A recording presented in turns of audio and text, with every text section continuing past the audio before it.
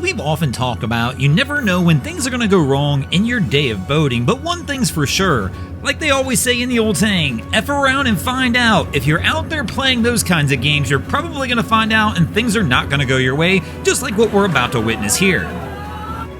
The incident we just witnessed is actually occurring between two Chinese vessels that were chasing down the Philippine vessel we see the images coming from. This is one of those situations I've been waiting for quite some time to see actually boil over and go over the top. Now, in this situation, I hate to say that it's lucky these two ships collided, but I think this could have been a lot worse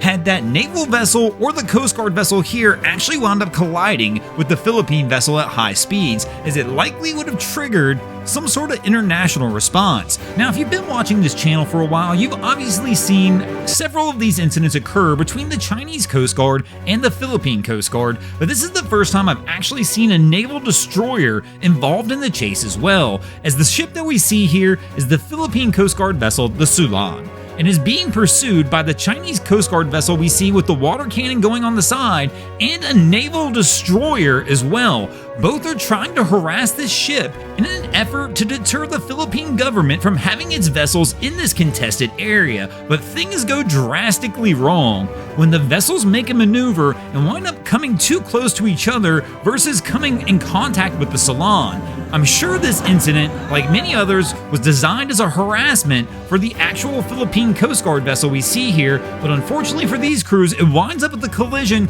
causing massive damage to the Coast Guard vessel and significant damage as well to the naval destroyer. Now, according to reports from the Philippine Coast Guard, as we mentioned, they claim the incident occurred in the South China Sea near the Scarborough Shoal. They're also saying that the Philippine Coast Guard vessel seen in the images was actually escorting boats that were distributing aid to fishermen in the area, when all of a sudden the Coast Guard vessel spotted a Chinese Coast Guard ship off in the distance, and all of a sudden noticed the vessel increase speed and began to chase them down. As the vessel neared, they realized it was the Chinese Coast Guard cutter 3104, and it began to chase the vessel at a high rate of speed, activating its water cannon trying to soak the ship. During the pursuit, a Chinese naval vessel, a naval destroyer, showed up as well to assist the Coast Guard ship in trying to force the Philippine vessel out of the area. In a statement released by the Chinese Coast Guard, it said the China Coast Guard took the necessary measures in accordance with the law, including monitoring, pressing from the outside,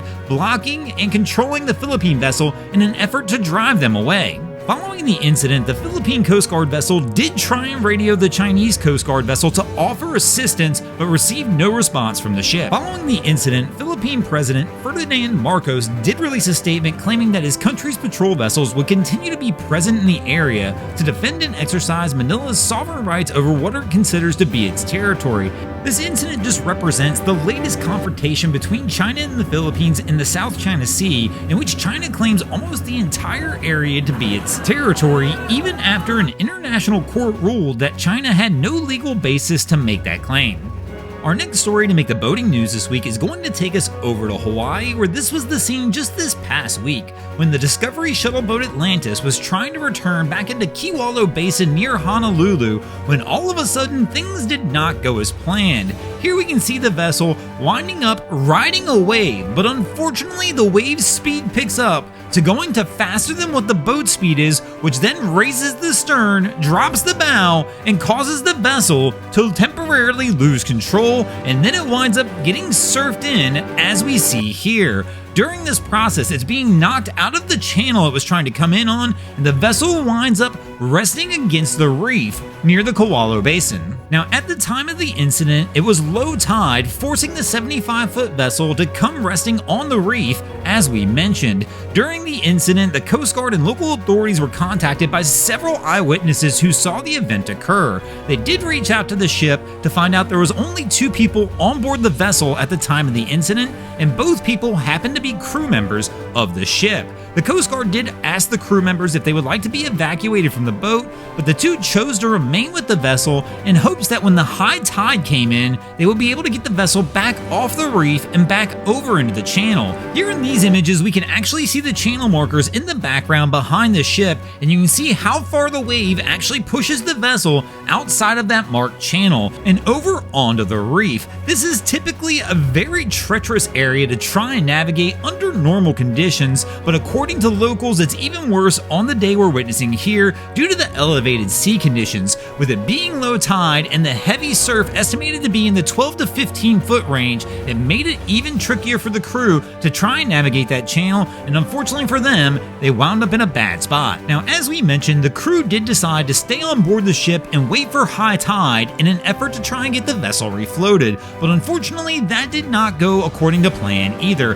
As the tide came in, the vessel did begin to float, but did not get enough water under it to be under power before the heavy surf wound up pounding the ship and bringing it over into a seawall near the Koala Basin. At this time, the vessel currently still remains on that seawall, awaiting salvors to come up with a plan to get it removed. At this time, they have removed all fuel and oil from the vessel to go ahead and eliminate the possibility of any environmental impact. Our next story to make the boating news this week is going to take us out to the open ocean, where we're going to visit one of Royal Caribbean's flagships, the Icon of the Seas, which has had several incidents go wrong over the last couple weeks, and this is the most recent one. On its most recent voyage, somebody went down one of the tubed water slides on the vessel, and during that slide down, the water slide itself actually wound up breaking apart, as you can see from the images here. Now, according to local reports, the water slide itself actually has a safety mechanism that weighs each person that gets inside the tube, and they have to wait for a green light to be able to evacuate the person down to make sure they meet the weight requirements. According to the reports, the person who went down met those weight requirements and did receive the green light. But according to people who were on board the vessel, they claim that this part of the water slide, exactly where it broke, had actually been leaking during the entire cruise, leading some of these passengers to wonder if this was actually not a maintenance issue that Royal Caribbean had not taken care of. According to one passenger, they said they noticed it immediately the first day they were on the cruise, water dripping from this exact spot, making her wonder if this portion of the slide had not already been damaged or cracked prior to the cruise ship actually departing port. Now, Royal Caribbean has released a statement since the incident claiming our team provided medical care to an adult guest when acrylic glass broke off a water slide as the guest passed through the slide.